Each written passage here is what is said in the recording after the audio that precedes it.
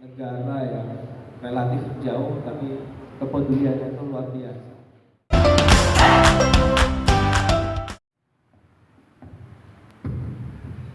Assalamualaikum warahmatullahi wabarakatuh. Alhamdulillah segala puji hanya milik Allah yang telah memberikan kita kesempatan, kemauan dan kesehatan sehingga saya senang bisa bertemu dengan anak-anak muda Simcap dan Bapak Ibu sekalian di gedung nasional ini. Selintas saya akan memperkenalkan KNFP, Komite Nasional untuk Rakyat Palestina. Kita berdiri sejak 8 Mei 2006. Sudah cukup lama sekali, sekitar 13 tahun. Memiliki visi untuk mengedukasi masyarakat Indonesia dan khususnya di Kepulauan Riau. Ya. Nah, ketika ditanyakan apa saja program yang telah kami lakukan, ya, secara rutin kita memang fokus ke edukasi dan donasi. Jadi secara dalam setahun minimal 4 kali kita melakukan program penyaluran. Yang pertama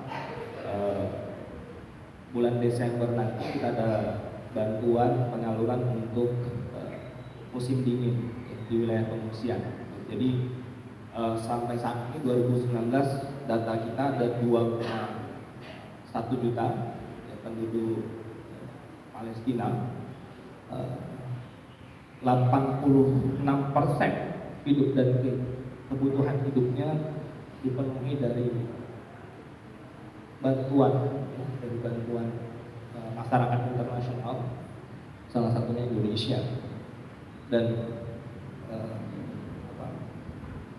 ada 4 kali, jadi di musim dingin di tagline-nya ayo hangatkan Palestina.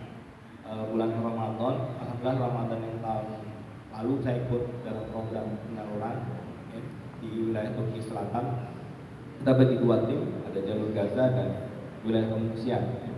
Jadi saya kebetulan ikut di tim B yang menyalurkan bantuan di wilayah Turki Selatan. Ada beberapa provinsi yang kami singgahi ya, bersama relawan di Riau ya, Jawa Tengah waktu itu ikut juga ya. Ada kurban for Palestina dan bantuan bulan Muharram ya, dan program-program insidental lainnya ya. Ini kemarin kalau selintas saya informasikan 12 sampai 14 November yang lalu, kurang lebih sebulan yang lalu, juga terjadi serangan tentara Israel ya. Ada 34 warga sakit, ratusan korban luka-luka. Sebenarnya ada videonya ya. Mau diputar nggak ya kalau sempat ya. Kalau memang diizinkan saya izin berdiri ya. Iya tidak apa-apa Ustaz. Karena tugas saya di Idul Adha ada relawan di Karimun yang kita berangkatkan untuk bantuan korban Palestina. Mungkin sedikit pengalaman di wilayah Yordan ya, perbatasan ya. Tantangannya juga relatif berat ya, jadi harus hati-hati. Saya pun waktu berangkat itu tidak menunjukkan simbol-simbol kerelawanan gitu ya. Tapi memang lebih seperti orang biasa saja. Nah, karena kita punya pertanggungjawaban ketika di lapangan baru memakai seragam KNFP. Jadi memang penuh tantangan, penuh ujian juga. Tapi saya pikir kita punya 2 hal ya, menjadi prinsip gerakan. Dasar kita keimanan dan rasa kemanusiaan. Jadi mungkin itu sekilas informasi tentang kegiatan KNFP dan program penyaluran. Dan terima kasih Ustaz sudah menjelaskan. Ada satu pertanyaan atau 2 tinggal. Bagaimana Ustaz Raja Paroni untuk masuk ke sana? Apakah diperbolehkan Israel atau harus melalui prosedur yang panjang, atau setiap negara itu boleh masuk ke sana untuk membantu? Itu juga kami ingin tahu ya. Bagaimana Ustaz? Tadi saya katakan di awal kita sekali menyalurkan program penyaluran, ada tim yang turun ke wilayah pengungsian dan ada tim yang ke wilayah jalur Gaza. Kalau bicara masalah ketat, yang paling ketat itu adalah wilayah tim yang turun di jalur Gaza. Dan tim yang turun di jalur Gaza ini memang rata-rata pengurus pusat dan punya jejaring ya, yang memang tidak sebenarnya panjang urusannya gitu ya. Cerita teman-teman yang di jalur Gaza memang nggak mudah. Ada Ustaz Surito, ya, ada Ustaz Soehartono, ya, mereka juga diperiksa relatif ketat. Hanya saja kita punya kerjasama dengan NGO yang ada di jalur Gaza sehingga ya dibilang sulit juga tidak terlalu sulit, dibilang mudah juga tidak terlalu mudah. Nah itu pengalaman tim di jalur Gaza. Nah kalau saya dan teman-teman dari provinsi lain itu biasa turun ke wilayah pengungsian. Tadi saya katakan sekarang itu jumlahnya ada 15.000. Nah hari ini memang tidak banyak NGO yang turun di wilayah pengungsian dan kami fokus pada 2 titik itu. Jadi ada 15.000 pengungsi yang memang ya kalau kita bicara pengungsi kan berarti nggak bisa kerja karena mereka nggak punya keluarga negaraan. Ya. Jadi memang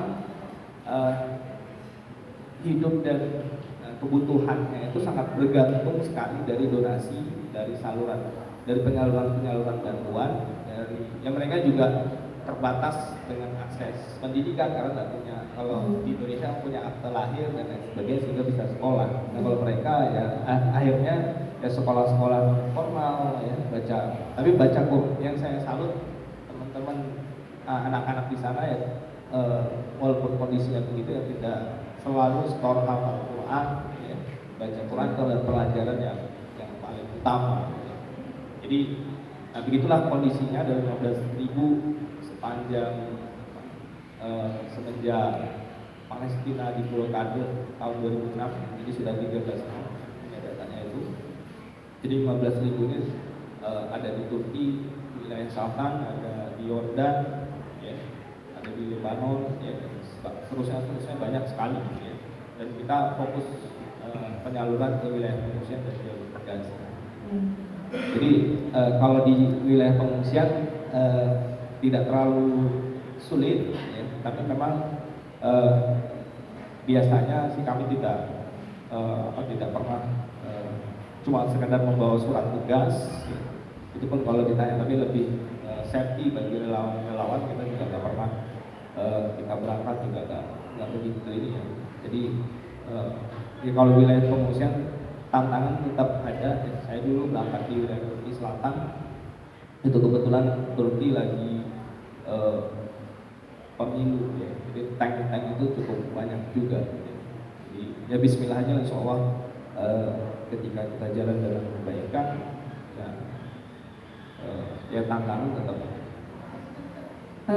Satu pertanyaan lagi, ketika KNRB menyalurkan bantuan tentu mereka bertanya ini mengetahui dari negara Indonesia. Apa respon mereka terhadap Indonesia? Apa harapan mereka kepada negara kita, Indonesia? Dibandingkan dengan negara-negara lain, mereka sangat apresiasi ya, dengan Indonesia. Ya. Sambutannya juga luar biasa ya, dibanding dengan negara-negara lain. Jadi ya mereka pada mengapresiasi dan yang jelas yang menganggap Indonesia adalah saudara kandung Palestina ya, dibanding dengan daerah-daerah lain ya, seperti wilayah negara lain. Tapi sambutannya luar biasa, apresiasinya luar biasa, dan bahkan salah seorang masyarakat sana ya, Indonesia adalah saudara kandung ya, saudara kandung mereka ya, dan saya mengucapkan terima kasih banyak yang saya mendoakan ya, masyarakat Indonesia supaya aman, sejahtera. Ada negara yang relatif jauh tapi kepeduliannya itu luar biasa. Dan sebenarnya kalau kita mau lari ke wilayah konstitusi, memang Ini adalah tanggung jawab kita sebagai orang yang saya Pancasila saya Indonesia ya, tapi ya pada pembukaan Undang-Undang Dasar 1945 kita mengutuk penjajahan di atas muka bumi. Jadi apresiasinya luar biasa ya. Saya juga ke wilayah Turki Selatan ada pengungsi ya, anak-anak yang lumpuh karena bom fosfor ya. Jadi kita sempat mengunjungi gitu ya, lumpuh gitu ya, jadi nggak bisa bangun, terbaring saja di wilayah camp siang. Jadi ya mereka mengucapkan terima kasih banyak dan apresiasi yang sebesar-besarnya untuk warga Indonesia dimanapun berada. Alhamdulillah.